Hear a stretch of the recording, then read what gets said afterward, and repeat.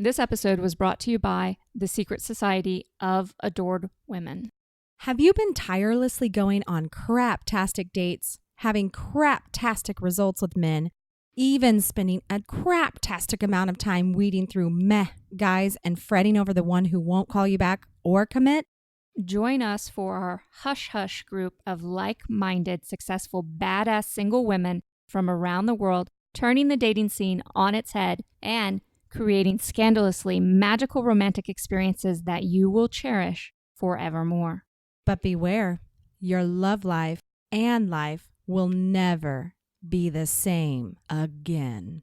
Meet us over at thesecretsocietyofAdoredWomen.com. You are listening to Single Smart Female. This is Jen, And Jen, letting it all hang out for your love life. examining your dating experiences and answering your hot topic dating questions. Just you and us. Jen squared. No topic is off limits and no filters involved. We are here to help you do dating on your terms. If you have a question you would like us to answer or would like to immediately upgrade your love life with our collection of classes and exclusive merchandise, meet us over now at singlesmartfemale.com. Hey out there to all my single smart females. It's Jen Squared here, your romantic fairy godmamas, bringing you one of my incredible single smart female listener questions today. Jen, you ready? Yes. Go. Okay, this question comes from Miss Mantourage Magic. She is from Texas and she writes, Dear Jens, I have been having the time of my life, Mantourage dating. It has been a completely positive experience and I am so grateful to you. Yay! We're grateful to you too. Yes. The thing is, I am falling for one of my guys and I know it is mutual. I have pretty good reason to believe he will ask me to be exclusive soon. He's not dating anyone else, but we aren't officially exclusive and I'm clearly not. I definitely want this. When the time comes when we have made the commitment to each other, how do I end it with the others? I am seeing 2 other men and one of them I'm not worried about. We have a blast together, but it's not that involved. The other guy we have been dating for a while and I love spending time with him. He's an incredible guy, but I just don't have deep feelings for him. I know that he has feelings for me, and if it wasn't for guy number 1, I would absolutely continue dating him and very well could develop feelings over time. So in his mind, everything is moving along beautifully toward a long-term relationship. What do I say to him when it's time? I don't want to hurt him, and I don't know how to say, hey, so everything is awesome and I like you, but I'm ending it. Please help. So Miss Mantourage Magic also said she was single for 2 years without dating before starting this dating adventure. She's never felt more confident, competent, and just freaking amazing in her life. And she's not looking for a relationship specifically, but it looks like she seems to have found one. Mm-hmm. Ooh, I love this for you. For her or me? Her. Oh, okay. I was like, where are you going with this? Well, I love it for you too. It's great. Yeah, it's true. Okay, so I actually am going to throw this back at Jen too, and here in a second. But I want to first say, ladies, that this is an amazing scenario. It doesn't feel amazing, and this is one of the pieces that women are so scared of. I'm not saying Miss Mantourage Magic is, but this is going to be a small price to pay to have this conversation for having an incredible relationship or incredible dating adventures, incredible experiences, feeling more confident, competent, and just freaking amazing and being excited and feeling like life has just so much to offer you. So it's a small price to pay. It doesn't feel like a small price, but it really truly is. So there are also some pieces I'm going to add, but I want to know, Jen, what would you say to him? Oh, or do you want to know the sentence or you want to know some things that I would keep in mind before? No, I want to know what you would say to him. What I would say? Well, I would say, Mr. Handsome Texas man, I guess I would say, I have had an incredible time with you and getting to know you. We have had a lot of fun and I think the world of you. I have to be honest, and it seems that I've developed a connection with someone that's pretty strong, and We've decided to be exclusive. Yes, we've decided to be exclusive. And this isn't my favorite thing to tell you, but unfortunately, developing a romantic connection with you is not going to happen.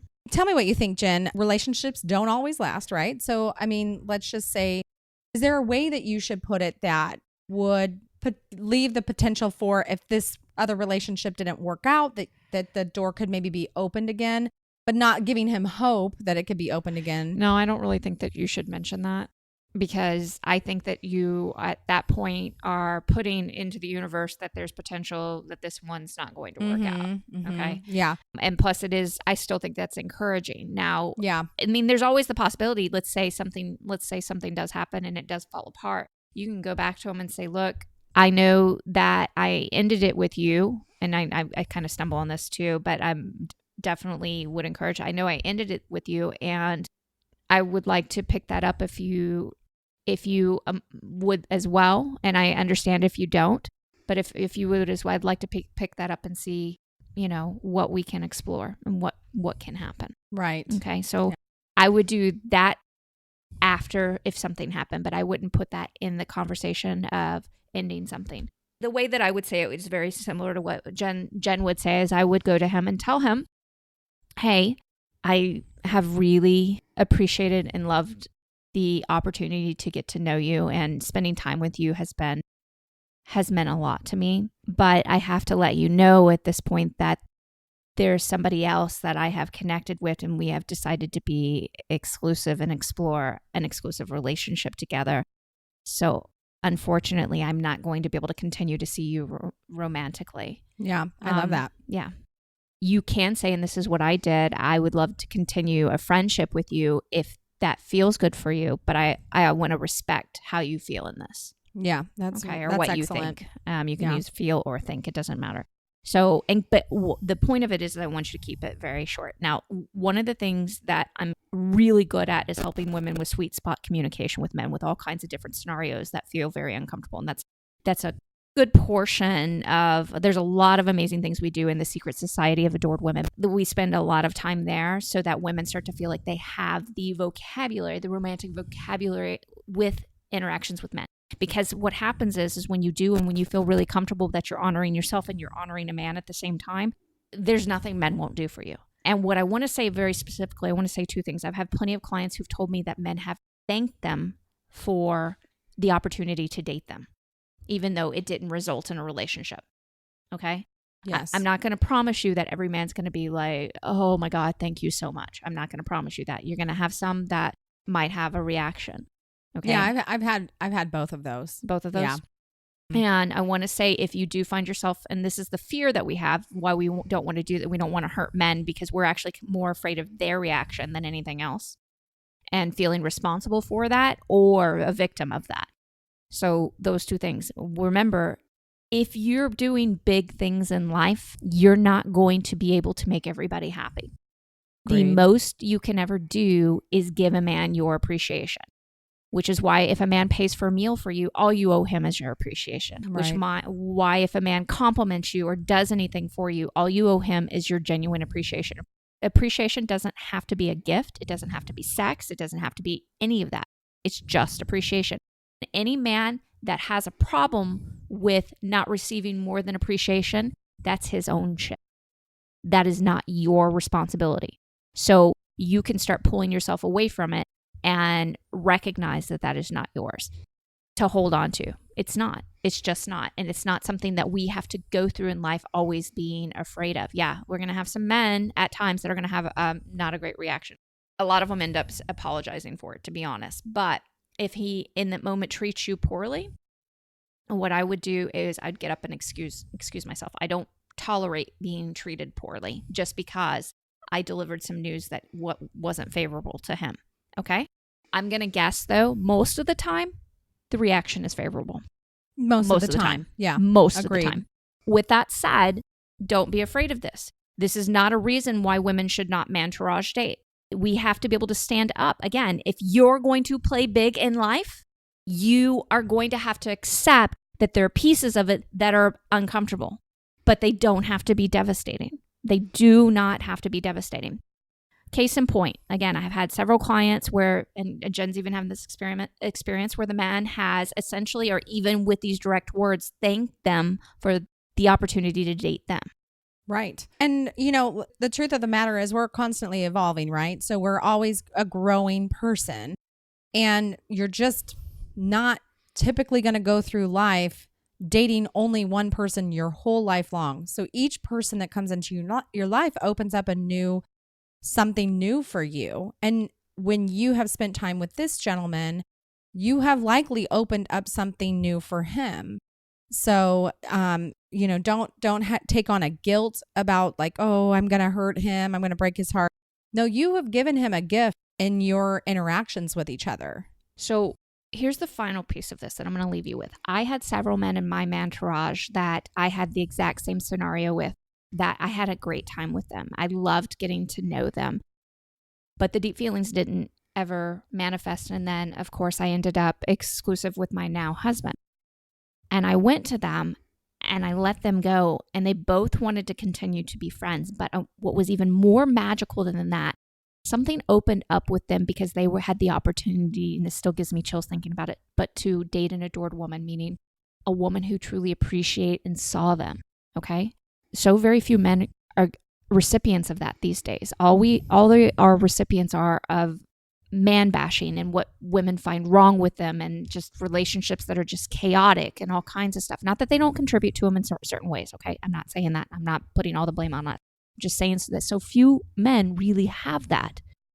And right after, within a month, maybe a month and a half, both of these men found the love of their lives, women that they are still married to and have families with today. So I know not only did they open up something in me about being treated better than I'd ever been treated before, and they contributed to the magic of my entourage and really helped me evolve as an adored woman. I opened up something in them. I opened up something in them that gave them the space to find real, true love. So that's something that you can take with you as well. There is nothing more powerful than a man being appreciated by a woman and by really being loved by a woman. And all the great men in history have had that woman right at their side that they could not stop thinking about, that they adored, that they looked to, that influenced them in every single way. So again, this is a small price to pay for you and for him, not resulting in something, but it's opening something much, much bigger. And by the way, congratulations on having an incredible entourage dating experience. Okay, lover girl, it's time for the final thought on today's show. Saying goodbye romantically to a member of your entourage is a small price to pay for finding the relationship you've always wanted. On the other side of the discomfort is a deeper capacity for love in his life as well. This episode was brought to you by the Secret Society of Adored Women.